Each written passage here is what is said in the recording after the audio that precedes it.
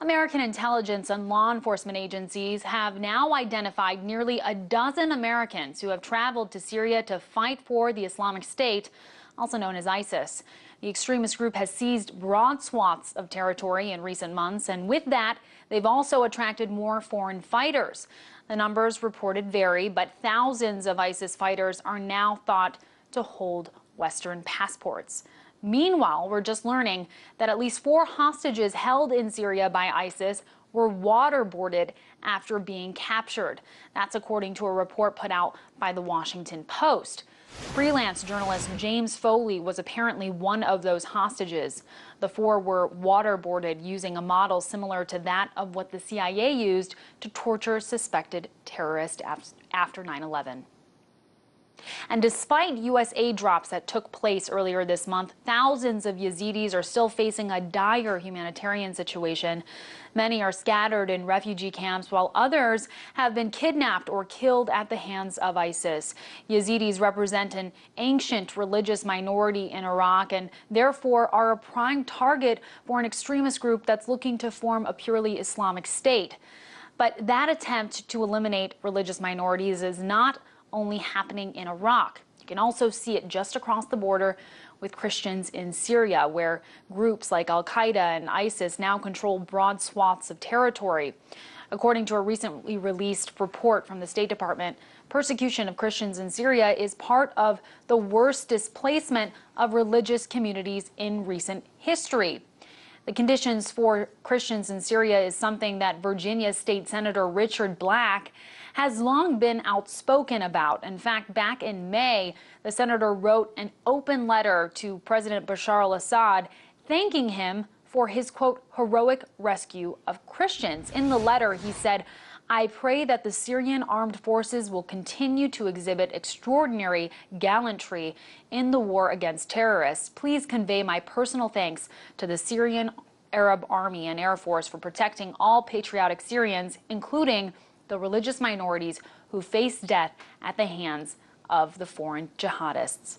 Given the growth of ISIS in recent months, should the U.S. throw more support behind President Assad? To discuss, I was joined earlier by Senator Richard Black, and I first asked him to talk about why he felt compelled to write this letter. Well, I've been a little bit like the boy who said the emperor has no clothes. The whole world has been sort of in a state of groupthink, where no one is willing to break out and begin to look at things in a very realistic manner. I wrote a letter to President Assad that said essentially 2 things. The first thing, the Syrian forces had swept the Kalaman mountain range, where there are many villages that are occupied by Christians. And I thanked him for the very courageous battles of the Syrian army that liberated the Christians, including 13 nuns who had been held as human hostages.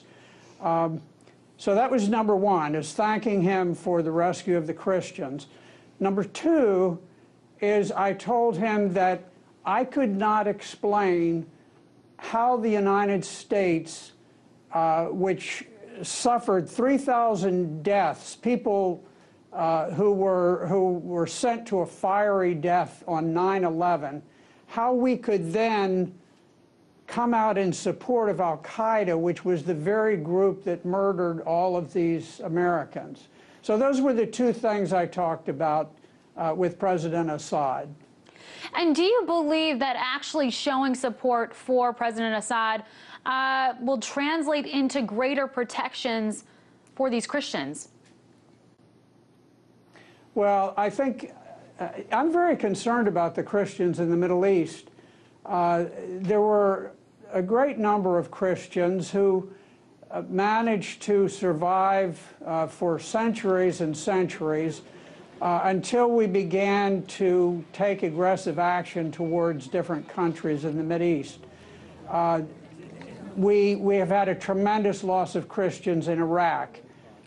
We almost had a tremendous loss in Egypt until, fortunately, President al-Sisi took over, and he is very much a protector of the Christians there.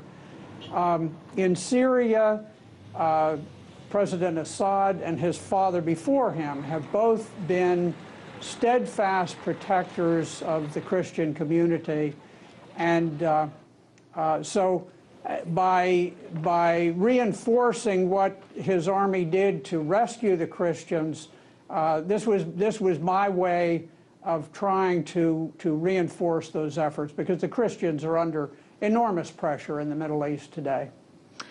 Well, the U.S. has a long-standing record of supporting countries that uphold human rights. How do you expect the U.S. to really support the Assad regime, considering it has a pretty dire human rights record? Well, the human rights record is it's a combination of truth, myth, and propaganda. I think that those who are very close observers of what's going on in Syria have come to believe that the sarin gas attack in Ghouta, in the suburbs of Damascus, was in fact launched by rebels who were working in coordination with the Turkish government. There have been some excellent articles reported. Seymour Hersh wrote a very fine article called "The Red Line and the Rat Line," in which he discussed the rebels' use of the sarin gas attack as a pretext to trigger American bombing of Syria.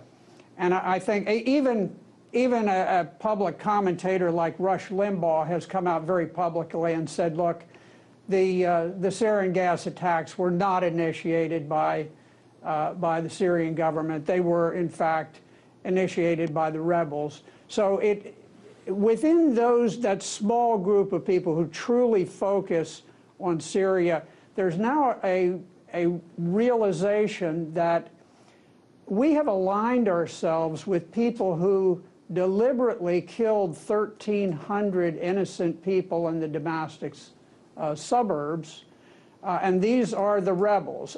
I believe it was al-Nusra that actually carried out the sarin gas attack. Al-Nusra is an affiliate of al-Qaeda, the group that killed 3,000 Americans. That was Virginia State Senator Richard Black.